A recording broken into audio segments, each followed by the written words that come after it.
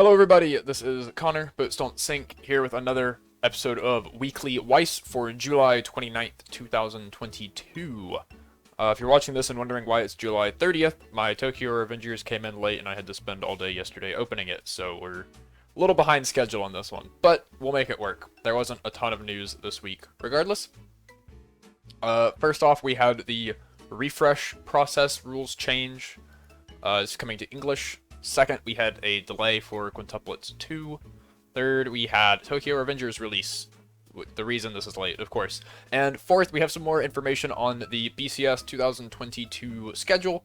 Just a little bit, but we'll talk about that. First off, the changes to refresh process are coming to English from August 1st, so that is just a couple days from now, next week. This was pretty much expected when it happened in Japanese. We knew it was going to come to English sooner or later, and it appears that is going to be sooner for sure. I believe this was actually announced, pretty much a few hours after I uploaded last week's episode. And I did tweet about this already as well. For those of you that didn't follow along last week when I talked about this change coming to Japanese, the refresh process is no longer going to consist of an interrupt timing reshuffle followed by a check timing refresh point. Now it's all just one action. It all takes place at the same interrupt timing. It's now known as the refresh process. So when you have 0 cards in your deck, you'll immediately take your waiting room, shuffle it, it becomes your new deck, and put the top card of your deck into your clock. It's really that simple. They're just combining the refresh point part of it into being immediately after the shuffle instead of finishing what you're doing first.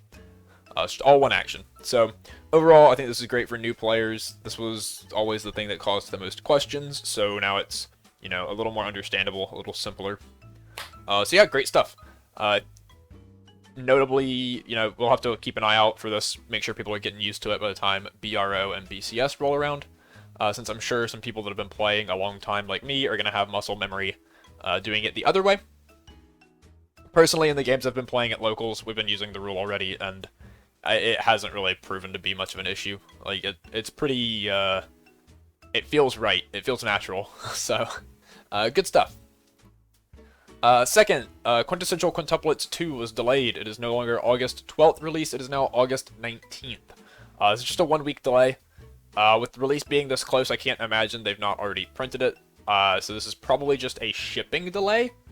I'm sure shipping stuff from Southeast Asia to North America and Europe is still a pain in the ass, because of delays caused by COVID and whatnot. So 1-week delay makes sense. I believe the Vanguard sets releasing early August were also pushed back to August 19th. So it's, yeah, more than likely just an overall shipping slowdown, delaying the stuff actually reaching us. Since they changed the rules for BRO to be a 2-week gap from release, Quintuplets 2 was already not going to be legal for BRO, so this doesn't really affect anything there. Only thing it'll change is if you had a shop challenge scheduled for the first week that they're available in North America, at least, or during, those following weeks in Europe, AO. We'll talk about that.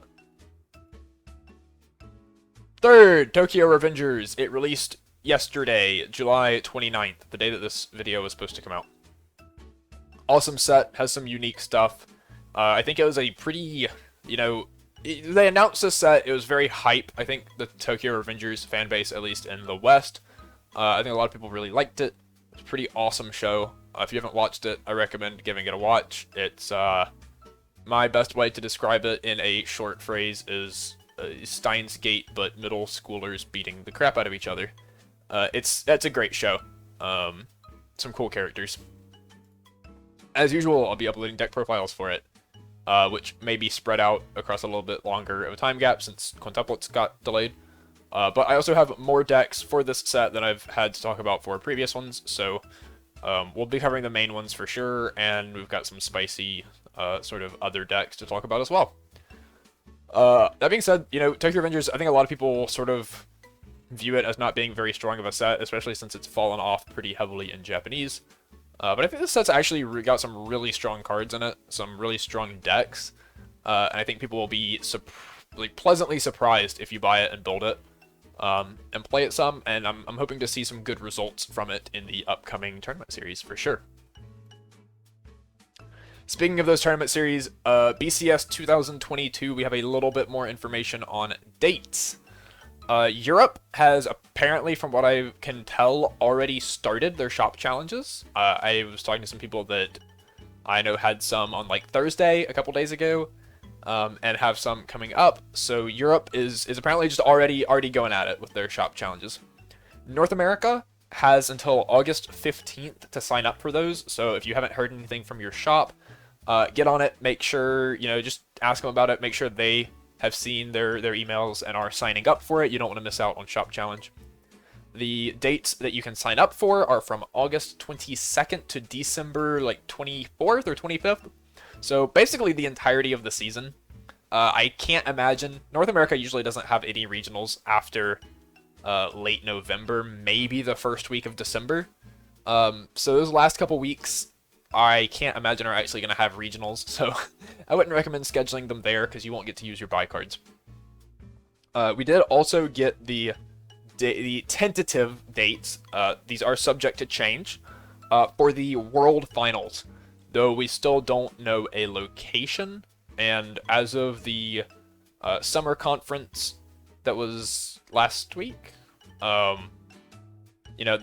said that they're still trying to decide on a location. But the tentative dates are January 14th and 15th, meaning 7 Deadly Sins 2 will be legal, assuming it doesn't get delayed significantly.